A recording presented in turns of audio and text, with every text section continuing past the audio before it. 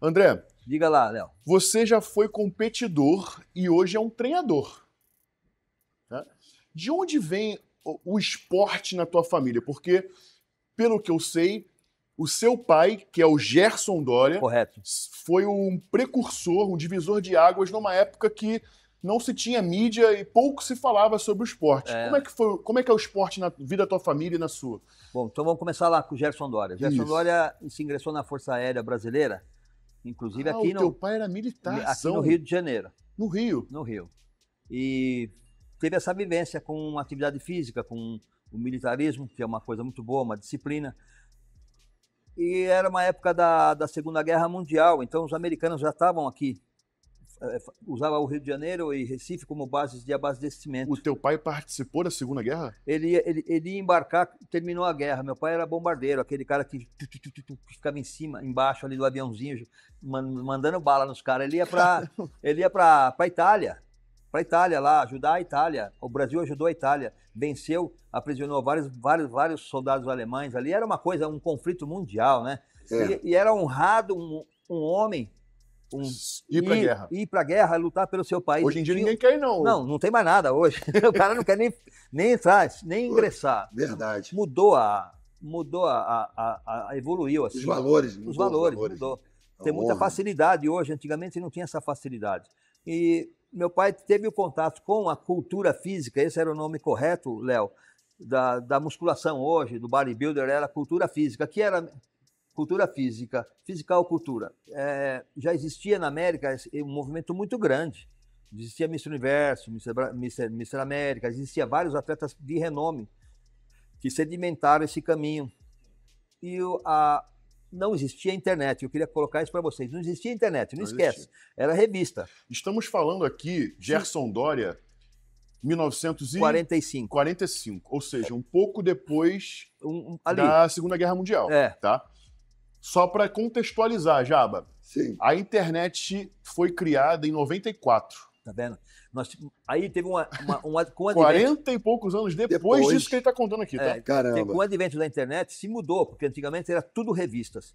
Tanto é que eu tenho uma coleção em casa infindável, porque era revista. E meu pai tinha acesso às revistas dos americanos que eles deixavam nessas bases. Sim. E ficou louco com aquilo.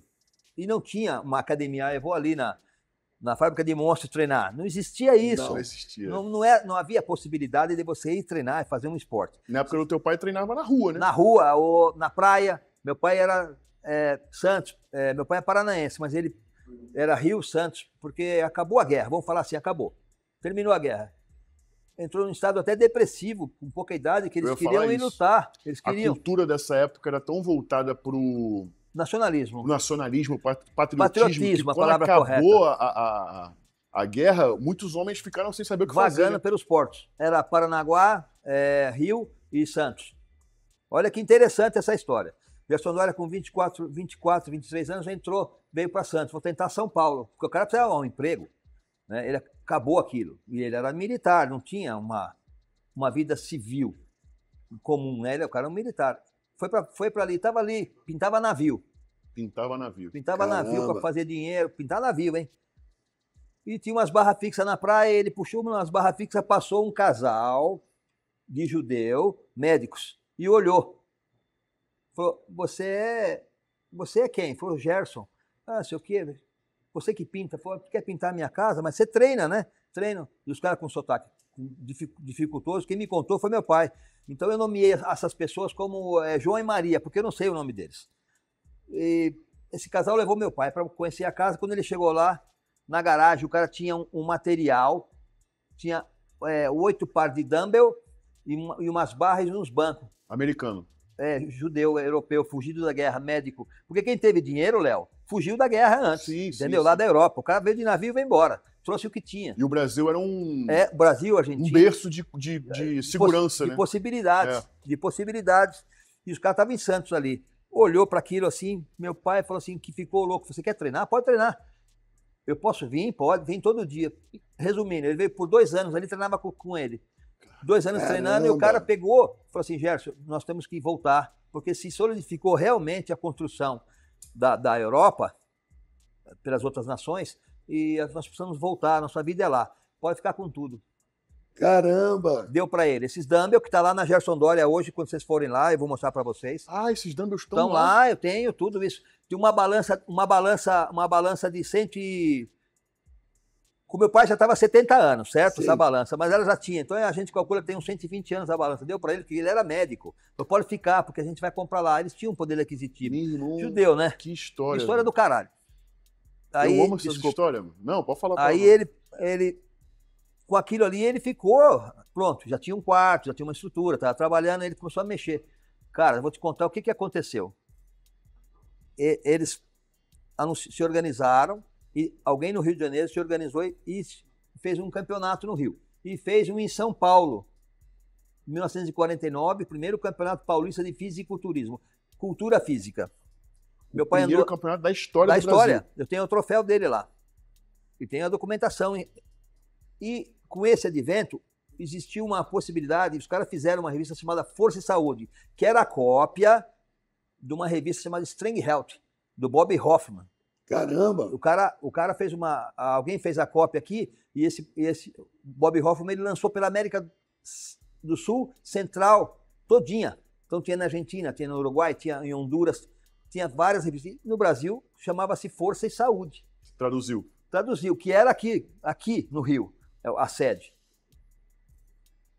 Fizeram um evento e resolveram fazer um em São Paulo, em Santos. Meu pai andou 6 quilômetros, porque não existia possibilidade de outro jeito. Por isso lá. Que dizem que o Mr. Santos é o campeonato mais ancestral do fisiculturismo. Mais antigo. O Mr. Santos, eles fizeram esse campeonato e depois ficou o Mr. Santos. Fizeram primeiro esse campeonato. Ah, era o paulista, no caso. O paulista, onde o Gerson Dória se sagrou campeão paulista na categoria, era categoria alta e categoria baixa. Ele era baixo, 1,67 m, minha altura. E se consagrou ali. A Força Saúde viu aquele jovem... Ele tinha quantos anos em 49? 23. Viu, assim, um jovem esguio, era esguio. Ninguém era 56 de bíceps, ninguém era montado, tá? Ninguém era excessivo, não tinha nem farmácia. O bodybuilder pesava no máximo 80, 90 quilos. Não, isso aí era um monstro. Né? Nem isso. Porque você tá falando para vocês uma coisa que estava crescendo aqui. Já existia fora e nem fora era assim. Mesmo fora era parco. Era calmo o negócio. Se você quiser, eu falo dos esteroides, quando começou assim, pelas minhas pesquisas, fora. Aqui eu nunca entrei no detalhe, mas fora já existia alguma coisinha muito sutil. Aqui, ele saiu na capa da revista, os caras puseram ele na capa, gostaram. Caramba! E eu tenho essas revistas. Teu pai realmente, então, foi o cara que começou essa história toda. Então, você sabe que aí ele se tornou em Santos. Que chocado. Ele voltou para Santos e olha o que ele falou, o troféu não ia dar comida, ele precisava trabalhar. Ele veio carregando aquele troféu assim, dentro daquela bolsa, ele falou para mim que aquele negócio começou a pesar, assim, eu ganhei isso, né? Mas ele tinha que trabalhar, mas o sonho era ser um atleta, mas não dava. Ele montou, em sociedade, com 2 médicos, uma academia de musculação. E ele falava assim, Sociedade A3 foi o demônio que fez. Mas você é jovem demais para entender. É verdade, né, Léo? Eu sempre falo isso, um sócio só. Mais de um dá ruim. Então, aí, eu era jovem, falava, meu pai fala umas coisas, né? Não, mas eu não entendia aquela época. Agora eu entendo. Né? O Léo sabe. E ele falou, não, você já imagina a musculação naquela época com 3. E tudo médico. O que conhecia a cultura física naquela época era médico, dentista, advogado, pessoas abastadas que conseguiam ir até a Europa, até os Estados Unidos, então tinha uma informação. E montou com os caras, mas não dava, cara, não dava, aquele negócio não dava certo. Ele ajudou a montar a Liga Santista de Halterofilismo. Ele era diretor geral de esportes. Depois veio o seu Elias Oliveira Neves. Meu pai falou assim... Seu Elias só veio depois, então. Veio depois. Caramba. O Elias era assim, um cara que olhava assim pro meu pai e fazia assim... Falou para mim, eu fui amigo pessoal dele há muitos anos, porque a gente trabalhou junto no powerlifting. O Gerson era um cara que a gente falava para ele, Gerson, o que você faz com esse braço? Ele falava, rosca alternada. Não era só isso, ele não... É o que ele fazia, era um cara que a gente adorava, assim, como uma referência física. Sociedade A3 foi o demônio que fez, o médico falou, você não vai para Santo André? Ele veio aqui para Santo André, no mesmo dia ele alugou e ficou. Desde 1955 ele ficou lá. Ali em Santo André, foi mudando de lugar. Que é a mesma academia que tem hoje. É, a mesma academia que tem hoje. Mas naquela época que ele foi para Santo André, não foi em sociedade com esses 3 caras. Não, foi embora. Ah, ele saiu e abriu a dele. Abriu a dele. Não dava certo. Ele, assim, pelos registros que eu tenho, ele foi abrir um ginásio Apolo em São Paulo, de alguns dentistas, e ele trabalhou uma época, mas ele não se sentia agradável, ele queria as coisas dele. E montou uma pequena e ficou por muito tempo, aonde nós crescemos. Depois eu e mais meus irmãos, a gente trocou para um lugar maior e expandiu. Agora, como ele fez os equipamentos? Ele abria as revistas.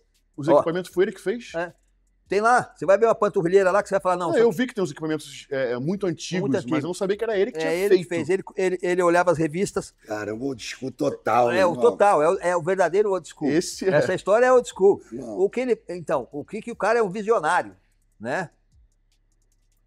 Ele olhou assim, Santo André, como Santo André abriu isenção fiscal para várias empresas internacionais devido à guerra, então tinha Pirelli, Firestone, tinha São Bernardo, tinha Volkswagen, então ali era um reduto industrial. São André tinha 1000 indústrias porque tinha isenção, Tergal, indústrias francesas, tinha muito torneiro mecânico, e as pessoas começaram a procurar a academia. E você trabalha lá, você quer cortar isso, eu corto. Corta para mim que eu trago soldado amanhã. Eu não estou entendendo como é que é. Meu pai desenhava, mostrava pro cara, o cara fazia, Gerson, é assim, não. Corta de novo. Cara, ele fez uma academia assim. Montou uma academia, foi equipando a academia. Peça por peça. Peça por peça. Tem peça lá até hoje, Jaba. Tem uma panturrilheira lá que tem 70 anos. Ela foi feita com um cano de água tupi, o cotovelo. Mas uma perfeição, que os caras olham assim, o Júlio Gorila vai lá só para treinar panturrilha naquela máquina. Pô, isso aqui cresceu minha panturrilha, essa máquina. É do caramba. Porque como ele aprendeu isso? Ele olhava aquelas revistas e tinha os desenhos. E ele tinha noção do ângulo, né? Que se for mais para cá, não funcionava. Isso deu... E nada melhor alguém que treina para montar um equipamento, né? Então igual como eu fiz meus equipamentos agora, eu tenho uma linha de equipamentos. Todo mundo que treina fala, Léo, eu nunca vi nada assim. Porque você quem usa... Sabe, não, você não pode pôr mais para cá esse banco, né? Para cá, o cara põe. Isso se torna assim uma melhoria da tecnologia.